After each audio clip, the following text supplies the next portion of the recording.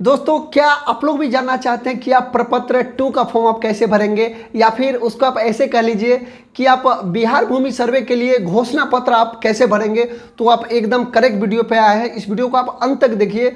इस वीडियो में मैं आपको स्टेप बाय स्टेप बताऊंगा कि आप कैसे अपना घोषणा पत्र फॉर्म को कंप्लीटली सही तरीके से भर सकते हैं। तो चलिए दोस्तों, बिना किसी देरी के इस वीडियो को देखते हैं और सीखते हैं कि कैसे हम लोग घोषणा पत्र फॉर्म या फिर प्रपत्र 2 के फॉर्म को हम लोग भरेंगे। जैसे आप प्रपत्र 2 के फॉर्म को देखते हैं तो दोस्तों, सबसे पहला जो आपको दिखाई देता है यहाँ पे राजस्व ग्राम, इसके बाद आपको थाना नंबर भरना है, इसके बाद आपको हल्का नंबर देना है, इसके बाद आपको पुलिस थाना लिखना है, इसके बाद आपको अंचल और इसके बाद जिला।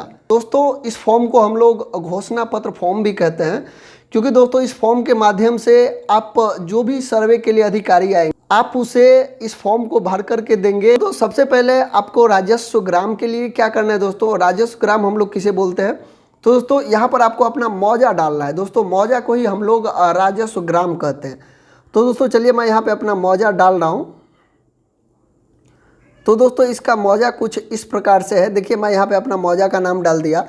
मौजा का नाम डालने के बाद ही दोस्तों इसके बाद आपको आपका थाना नंबर डालना है। दोस्तों ये मौजा नंबर, मौजा, थाना नंबर, हल्का, ये सब दोस्तों आपके केवल्ला या फिर रसीद या फिर जमाबंदी होगा उस पर दोस्तों आपको देखने के लिए मिल जाएगा। ये देखिए दोस्तों, मैं इस रसीद के माध्यम से आपको यहाँ पे दिखा दे रहा हूँ कि कहाँ पे क्या है।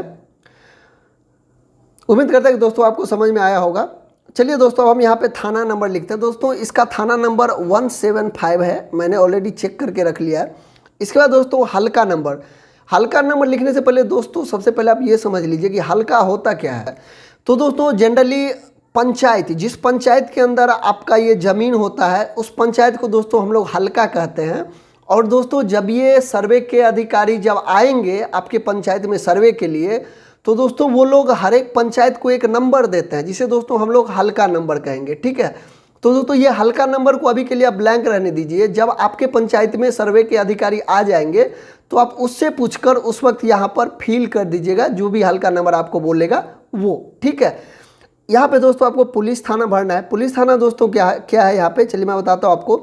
दोस्तों जिस थाना के अंदर आपका ये राजस्व ग्राम आता होगा आपको वही थाना यहाँ पे लिखना है। दोस्तों मौजा है ये ये घोघरडीहा के अंदर आता है, तो चलिए मैं ये लिख देता हूँ। इसके बाद दोस्तों यहाँ पर आपको आपका अंचल भरना है। तो दोस्तों अंचल आप भर दीजिए। मुझे पता है ये अंचल मैं भर रहा हूँ। अंचल भी दोस्तों इसका घोघरडीहा ही है, मैं ये घोघरडीहा अंचल भी लिख दिया। इसके बाद दोस्तों आपको जिला लिखना है। तो मुझे दोस्तों जिला भी पता है, जिला दोस्तों इसका मधुबनी है। देखिए मैं यहाँ पे लिख दिया। तो दोस्तों ये कि दोस्तों क्या है, ये दोस्तों ज़मीन का एड्रेस है, मतलब जहाँ पर आपका ज़मीन है ये दोस्तों उसका एड्रेस हुआ। ठीक है, अभी दोस्तों मेन काम अपना शुरू होता है। ये देखिए, ये सबसे पहला दोस्तों यहाँ पर आप देख पा रहे होंगे, रैयत का नाम, सहिस्सेदारों का नाम एवं अंश अगर कोई हो सहित एवं पिता का नाम। इस लाइन में दोस्तों इस कॉलम में आपको हर एक वो रैयत का नाम देना है जिसके नाम से आप चाहते हैं कि सर्वे के बाद ज़मीन उसके नाम से आए। यहाँ पर दोस्तों आपको उसका पता लिखना है। इसके बाद दोस्तों आपको खाता लिखना है, इसके बाद खेसरा, इसके बाद रकबा वगैरह है। ठीक है, तो चलिए हम 1 बाय 1 देखते हैं। दोस्तों सबसे पहला रैयत जो दोस्तों इसमें होगा, मैं उसका नाम यहाँ पे लिख रहा हूँ। उसका नाम है दोस्तों रोहन मंडल। ठीक है दोस्तों, तो ये देखिए ये दोस्तों मेरा पहला रैयत है। सपोज दोस्तों ये रोहन मंडल पहला रैयत है। अगर वो चाहता है कि उसका 3 बेटा है और तीनों का नाम भी इसमें आए, तो दोस्तों वो 1 ऐसे करके पहला मतलब अंश लिख करके ऐसे, जैसे 1 नंबर दिया यहाँ पे दोस्तों मैंने अंश लिखा, अंश करके दोस्तों ये सबका नाम डाल सकते। 2 लिखेगा, अंश डालेगा, इसके बाद यहाँ पे डाल सकता है ऐसे। सेम तरीके से दोस्तों यहाँ पे वो 3 डालेगा, अंश डाल के तीसरा नाम भी लिख सकता है अंश में। ठीक है, तो दोस्तों ये पहला रैयत का हुआ। ऐसे दोस्तों सपोज दूसरा रैयत, सपोज एक श्याम है, तो आपको बस ऐसे ही उसका नाम लिखना है। और अगर उसका भी कुछ हिस्सेदारी है तो आप ऐसे ही 1 2 करके अंश डाल करके आप दे सकते हैं, नहीं तो आप ऐसे ही छोड़ सकते हैं। यहाँ पर दोस्तों समझने के लिए ये बात है, अगर आप चाहते हैं कि रोहन मंडल और श्याम मंडल का अलग अलग खाता खुले, तो दोस्तों आपको 2 अलग अलग ये फॉर्म घोषणा पत्र भर के देना होगा। ठीक है, यहाँ पर दोस्तों दोनों का पिता सेम ही है, तो मैं इसके पिता का नाम लिख दे रहा हूँ। तो देखिए यहाँ पे मैंने पिता दिया, पिता जो भी उसके पिता का नाम हो आप यहाँ पे दे सकते हैं। तो दोस्तों देखिए मैं उसके पिता का नाम लिख दिया यहाँ पे। ठीक है, इसके बाद दोस्तों आपको पता लिख देना है। यहाँ पर दोस्तों पता किसका होगा, तो दोस्तों यहाँ पर पता होगा इस रैयत का दोस्तों पता होगा, ये रैयत का पता होगा यहाँ पे, ठीक है। देखिए दोस्तों, कभी कभी ऐसा होता है और बहुत आपकी केस में भी ऐसा हो सकता है कि सपोज आप रहने वाले हैं दरभंगा के और आपने ज़मीन लिया है पटना में, तो दोस्तों आप क्या करेंगे, यहाँ पर दोस्तों आपको आप जहाँ के रहने वाले हैं, मतलब जो आपके आधार कार्ड पे आपका एड्रेस है, वो एड्रेस आपको यहाँ पे लिखना है, ठीक है। तो दोस्तों इस रैयत का मुझे एड्रेस पता है, मैं उसका लिख दे रहा हूँ।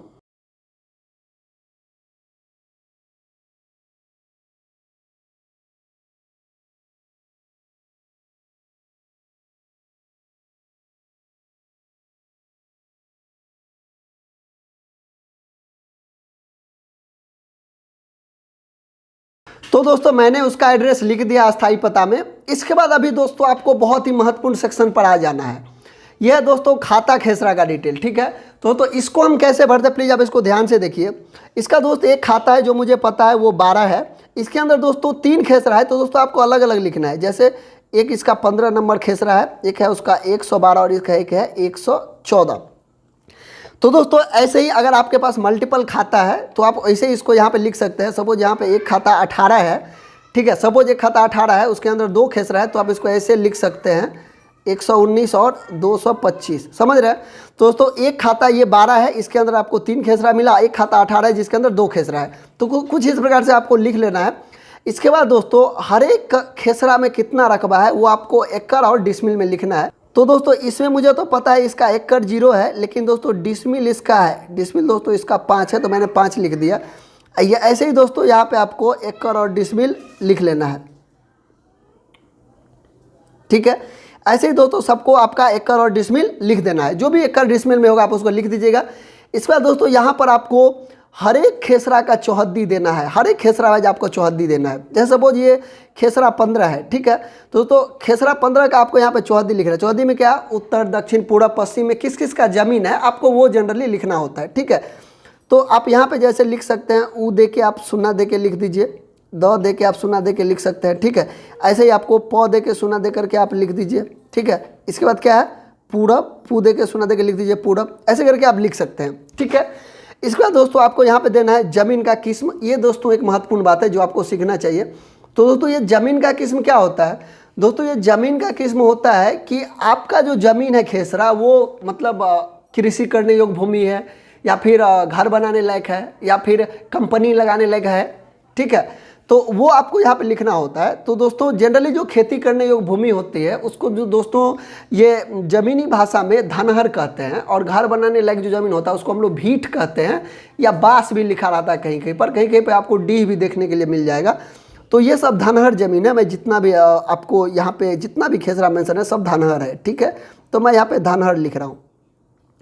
तो दोस्तों ये आपको कहाँ से मिलेगा, तो दोस्तों आपका जो केवल्ला होगा या फिर रसीद या फिर आपका जमाबंदी होगा उस पर दोस्त आपको लिखा हुआ मिल जाएगा कि आपका वो खेसरा का ज़मीन धनहर है, या फिर आपका भीट है, या फिर आपका जिस प्रकार का भी भूमि हो वो आपको वहाँ पे देखने के लिए मिल जाएगा। तो आप वहाँ से देख के आसानी से लिख सकते। इसके बाद दोस्तों यहाँ पर आपको लगान लिखना है। ये दोस्तों आपको रसीद पे देखने के लिए मिल जाएगा कि शेष को छोड़ करके कितना लगान है, वो आप यहाँ पे लिख सकते हैं। एग्जाम्पल के लिए मैं आपको एक रसीद यहाँ पे डाल के दिखा दे रहा हूँ। ये देखिए, ये शेष के साथ दोस्तों लगान इतना है और शेष छोड़ करके लगान इतना है। तो दोस्तों मैं यहाँ पे लिख दे रहा हूँ, मुझे पता है मेरे पास में रसीद है, तो मैं यहाँ पे क्लियरली देख करके मैं लिख सकता हूँ।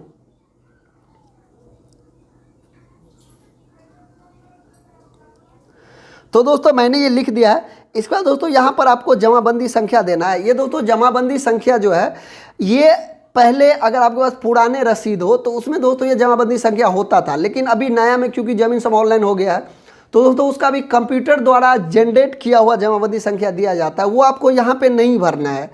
अगर आप भरना भी चाहते हैं तो भरने से पहले अगर आपके एरिया में जो भी अमीन जो आएगा सर्वे के लिए या जो भी अधिकारी आएगा, आप उससे पूछ के भरिएगा। तब तक के लिए आप इसको प्लीज़ ब्लैंक ही रखिएगा, ठीक है। क्योंकि आपके पंचायत में शिविर लगेगा, वहाँ पर आपको बुलाया जाएगा, वहाँ पर जो भी आप स्पेशली आपको ये हल्का नंबर और ये आप वो पूछ के ही भरिएगा, ठीक है। जैसे मेरे पास कोई इन्फॉर्मेशन आएगा मैं एक वीडियो बना करके आपको अपडेट कर दूंगा, इसलिए प्लीज़ आप चैनल को सब्सक्राइब कर लीजिए ताकि आपको नोटिफिकेशन मिल जाए। दोस्तों ये पूरे 1 साल के लिए, हमेशा के लिए, जैसे कोई गवर्नमेंट इन्फॉर्मेशन जैसे ही कोई गवर्नमेंट का स्कीम या कोई भी ऐसे योजना आता है, जैसे अभी ये आपका चल रहा है, ये अपना सर्वे चल रहा है, इस सब के रिलेटेड हर एक पल पल का अपडेट आपको इस चैनल के माध्यम से मिलेगा। इसलिए प्लीज़ आप इस चैनल को सब्सक्राइब कर लीजिए। यहाँ पर दोस्तों आपको क्या लिखना है, ये देखिए यहाँ पर भूमि का दावा, मतलब ये जो भूमि है, आपने जो खेसरा नंबर लिखा है 15/112/14, इस सब पर आप दावा किस प्रकार से कर रहे हैं। आपने खरीदा है या आपको दान में मिला है या फिर आपने बंदोबस्त कराया है या फिर आपका ये पूर्वज का ज़मीन है, या पूर्वज मतलब क्या, आपके दादा पुरखा का ज़मीन है। तो दोस्तों ये मैंने खरीदा है, तो दोस्त खरीदने को दोस्तों यहाँ पे क्रय कहते हैं। मैंने सब खरीदा है, तो सब में आप क्रय लिख सकते हैं, ठीक है। और यहाँ पर दोस्तों ये एक महत्वपूर्ण बात है जो आपको समझना चाहिए मेरे हिसाब से। यहाँ पर दोस्तों बोल रहा है कि अभियुक्त अगर कोई हो, अभियुक्त कोई अगर हो, मतलब दोस्तों सपोज कोई ज़मीन ऐसा होता है ना जिसपे केस चल रहा होता है कोर्ट में, तो आप वो यहाँ पे मेंशन कर सकते हैं, ठीक है। और दोस्तों कभी कभी ऐसा होता है कि ज़मीन आपका है और रसीद तो आप कटा रहे हैं, लेकिन वो किसी और के कंट्रोल में है, तो आप उस व्यक्ति का यहाँ पे नाम लिख सकते हैं। मेरे केस में ऐसा नहीं है, इसीलिए मैं इसको ब्लैंक छोड़ रहा हूँ। इसके बाद दोस्तों आपका फॉर्म भरा गया है। अभी आपको यहाँ पर जो भी रैयत है, यहाँ पे दोस्तों देखिए मेरा 2 रैयत है, रोहन मंडल और श्याम मंडल, दोनों का आपको यहाँ पे सिग्नेचर करा लेना है ऐसे, ठीक है। ऐसे दोस्तों दोनों यहाँ पे अपना सिग्नेचर करेंगे। देखिए तो दोनों सिग्नेचर कर दिया। इसके बाद दोस्तों दोनों का आपको मोबाइल नंबर भी लिख लेना है, ठीक है। मोबाइल नंबर आपको लिख लेना है और इसके बाद उसका आधार संख्या भी आपको यहाँ पे लिख लेना है, ठीक है दोस्तों। तो दोस्तों कुछ इस प्रकार से आपको ये फॉर्म को भरना है। ये तिथि आप जिस दिन जमा करिएगा उस दिन का डेट लिखिएगा और स्थान आप अपने पंचायत का नाम लिख दीजिएगा, ठीक है। तो कुछ इस प्रकार से आपको प्रपत्र 2 का फॉर्म भरना है, जिसे दोस्तों हम लोग घोषणा पत्र भी कहते हैं। उम्मीद करते हैं दोस्तों जानकारी आपको पसंद आया होगा। प्लीज़ आप चैनल को सब्सक्राइब कर लीजिए, क्योंकि आगे मैं ये आपको बताने वाला हूँ, जैसे कि आपको अपना दोस्तों जैसे कवल्ला, रसीद, खतियान, अगर ये आपके पास नहीं है तो आप इसे ऑनलाइन डाउनलोड कर सकते हैं। मैं वीडियो के माध्यम से आपको अपडेट कर दूंगा। प्लीज़ आप इस चैनल को सब्सक्राइब कर लीजिए। मिलते हैं ऐसे किसी धमाकेदार वीडियो में।